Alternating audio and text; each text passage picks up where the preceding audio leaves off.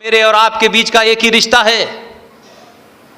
मेरी आपसे एक ही विनती है, ये तमाम पूरे देश में जो कुछ हो रहा है उसके पीछे सिर्फ एक ही मकसद है कि आपको अगले 500 सालों तक ऐसे ही विचारधारा को सत्ता पे बिठाना है। और आपके लोगों के बीच में भी अगर कोई आपका काम नहीं करता है, आप उसको हटा सकते हैं।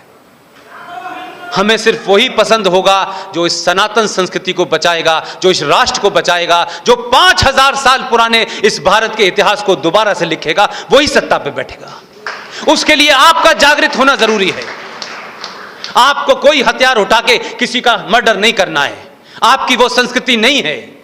सिर्फ इतना ही तो कहा है भाई कि सही जगह बटन दबाते रहिए। जितनी बार आप इस बटन को दबाएंगे उतनी जोर से यहां भी निकलेगा भारत माता की जय, उतनी जोर से चिल्लाएंगे। शपथ लेते वक्त कुछ मुनाफिकों ने, मक्कारों ने यह जरूर कोशिश की। मेरा सवाल उनसे है, अगर इस सभा में कोई मुसलमान बैठा हो तो जरा जाके उनसे पूछिए, जो इस्लाम के अलमबरदार हैं, ठेकेदार हैं, जब शपथ ले रहे थे आपके यहां का मुनाफिक छोटे भाई का पजामा बड़े भाई का कुर्ता पहने, तो अपनी शपथ में उसने कहा जय भीम और जय मीम। इस्लाम में किसी शख्स के बारे में जयकार करना हराम है। पूछना उससे। हिंदुओं की बड़ी फैमिली को छोटा करने के लिए, हिंदुओं को बांटने के लिए, दलित के नाम पे सिर्फ उनका एक इस्तेमाल करने के लिए जय भीम का नारा तो लगाया है। अगर मर्द हो तो किसी मस्जिद में खड़े होकर कहना जय भीम, मुसलमान तुम्हारे टुकड़े कर देंगे। और जिन्होंने कुरान मजीद नहीं पढ़ा है वो भी ध्यान से पढ़ें। इस्लाम के नाम पे दुनिया में सबसे ज्यादा फ्रॉड हिंदुस्तान, पाकिस्तान और बांग्लादेश में हो रहा है। मुल्क बना तो उनके पास कैपिटल नहीं थी, पड़ोसियों के पास। कराची में पहला अधिवेशन किया, लेकिन जब कैपिटल बनाई तो नाम रखा इस्लामाबाद। मैंने 12 साल में इस्लाम को बहुत ढूंढा, मिला नहीं। सड़कों के नाम रखे हैं कलमा चौक, लेकिन कोई कलमा नहीं पढ़ रहा है, ना पहला पढ़ना ना आखिरी पढ़ रहा। और अजीब अजीब किस्म के नैरेटिव हैं। मुल्क बनाने के बाद जो उस मुल्क में सबसे ज्यादा ज़हीन कौम थी, सबसे ज्यादा इंटेलेक्चुअल कम्युनिटी थी, सबसे ज्यादा एजुकेटेड कम्युनिटी थी, जो सत्ता की व्यवस्था के ऊपर बैठी हुई थी, कहा कि अच्छा आप यहां के अब डिप्लोमेट बनेंगे, उठिए यहां से, हम आए हैं। आपने पहली फुर्सत में पाकिस्तान के अंदर मुसलमानों का एक सेक्ट है जिसे अहमदिया सेक्ट कहते हैं, आपने अपने संविधान में उसे गैर इस्लामिक और गैर मुसलमान घोषित कर दिया। आप इतने बड़े जाहिल हैं कि जिस कुरान के मानने वालों ने कहा कि अगर तालीम के लिए उस दौर में तुम्हें चाइना भी जाना पड़े तो चले जाना, वो ऐसे जाहिल लोग हैं कि जो पढ़े हुए लोग थे आपने उनको ही गैर इस्लामिक घोषित कर दिया। बड़ी मुश्किल से उस मुल्क ने यूरोप के एक आदमी के साथ मिलकर के फिजिक्स में एक नोबेल प्राइज ज्वाइंट जीता था। उस शख्स का नाम था अब्दुल सलाम। लेकिन सोचिए कि इस बात से कि उसकी जात क्या है, वो बेचारा अहमदिया निकला। मुल्क में इतना टॉर्चर किया गया कि उसे मुल्क छोड़ने पे मजबूर होना पड़ा, और काशी मुल्क में जाके एक आम आदमी की मौत वो मर गया। ये वो अजीब मुल्क है जिसने इस्लाम के नाम पे मुल्क बनाया था। आप बार बार ये कहते हैं अगर मेरी आवाज मुसलमानों तक पहुंचे और ना पहुंचे तो आप पहुंचा दीजिएगा। आप बार बार ये कहते हैं रब्बुल आलमीन,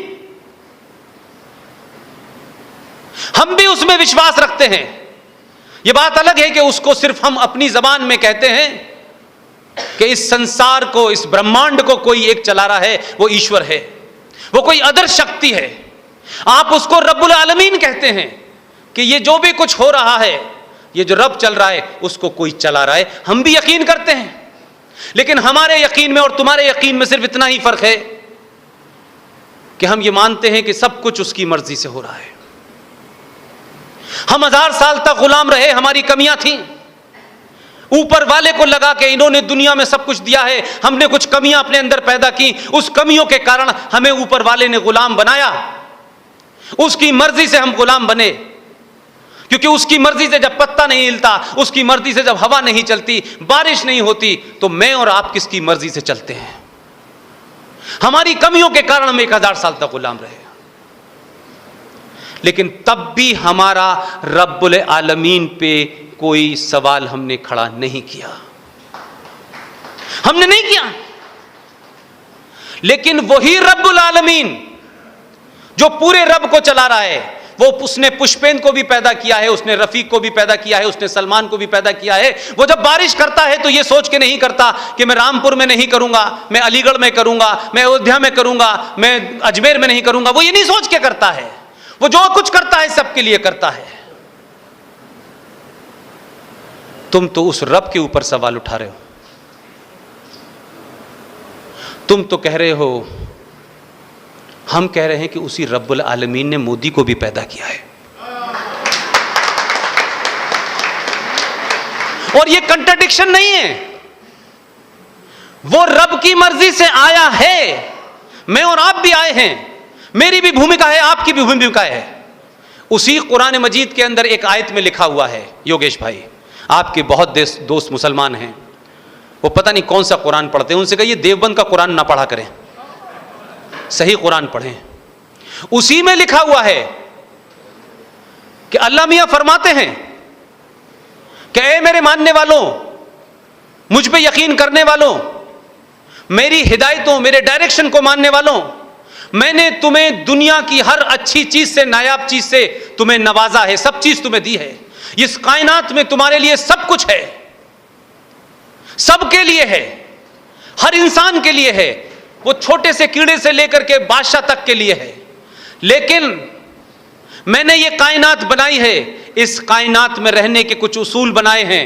उन उसूलों से जिस दिन भी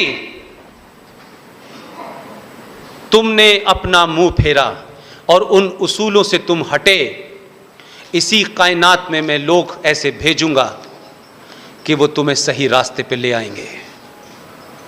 ये उन्होंने कहीं नहीं फरमाया है कि उसका पजामा ऊपर होगा। ये जरूर फरमाया है उन्होंने कि वो किसी भी शक्ल में हो सकता है। ये बात अलग हो कि उसका कुर्ते की बाएं छोटी है। और वो भी देखिए, वो भी अल्लाह का ही बंदा है। उसने अपने आने के दिन से लेके आज तक इसी बात पे ताकत लगाई कि अल्लाह ने जो जो कुछ कुरान में फरमाया है उसकी नाफरमानी हो रही है, उसका मिसयूज हो रहा है। कि आप 3 तलाक के नाम पे अल्लाह की बनाई हुई उस मखलूक, उस औरत को जो दुनिया को जन्म देती है, जिसके पैरों में जन्नत होती है, आप उसके साथ क्या करते हैं भाई? आप 3 बार अपने घर में ठंडा खाना, गर्म ठंडा खाने के चक्कर में आप उसको तलाक देते हैं और सड़क पे खड़ी कर देते हैं। और आपने कानून बनाया कि उसको अगर आपसे शादी दोबारा करना चाहे तो आप कहते हैं गैर मर्द से शादी करे, उसके साथ वो रहे, फिर वापस आए, वो तलाक दे, तब आपके साथ हो। तो तलाक आप दें, भुगते वो औरत। ये उस अल्लाह के बंदे को लगा कि ये अल्लाह ने तो ऐसा नहीं कहा था, तो 3 बार ऑर्डिनेंस ला करके कानून बनाया कि मैं मुसलमान औरतों को जिस नाजायज तरीके से उनका नुकसान किया जा रहा है, जो कुरान और अल्लाह के नाम पे कर रहे हैं, मैं उसे करने नहीं दूंगा। और उसी अल्लाह के बंदे ने, ये बात अलग है कि 14 में वो अकेला था, 19 में एक और उसे मिल गया। अल्लाह को भी लगा कि उन 14 की ताकत कम पड़ रही है, तो उनका इसको होम मिनिस्टर बनाओ। उसने भी 35 और 370 अल्लाह की मर्जी से हटाई है। कि जहां आप 71% थे, अल्लाह उम्मीद करता था कि आप 71% हैं, आप मेजोरिटी में हैं, आप निजाम चला रहे हैं, आपके राज्य के अंदर न कोई छोटा होगा, न कोई बड़ा होगा, न कोई हिंदू होगा, न मुसलमान होगा। लेकिन ए इस्लाम के मानने वाले मक्कार मुसलमानों, जम्मू कश्मीर के जिहादियों, तुमने उस संविधान का सहारा लेकर के अपनी मेजॉरिटी का दम भरते हुए, तुमने वो लोग जिन्होंने दुनिया को क्या क्या दिया है, सिर्फ अगर कोई रिटन हिस्ट्री मिलती है जिसको डिजिटलाइज भी किया गया है, तो कश्यप ऋषि की संतानों में जो कश्यप की जो पूरा इतिहास है, वो सिर्फ कश्मीर के लोगों का रिटन डॉक्यूमेंट है। तुमने उनको मारा है जो पूरी दुनिया में ज्ञान की रोशनी भेज रहे थे। तुमने मारा ही नहीं है, तुमने ऐसे ऐसे कृत्य किए हैं जिसके कारण मोदी के साथ अमित शाह को भेजना पड़ा और ये नाजायज दोनों को हटाना पड़ा।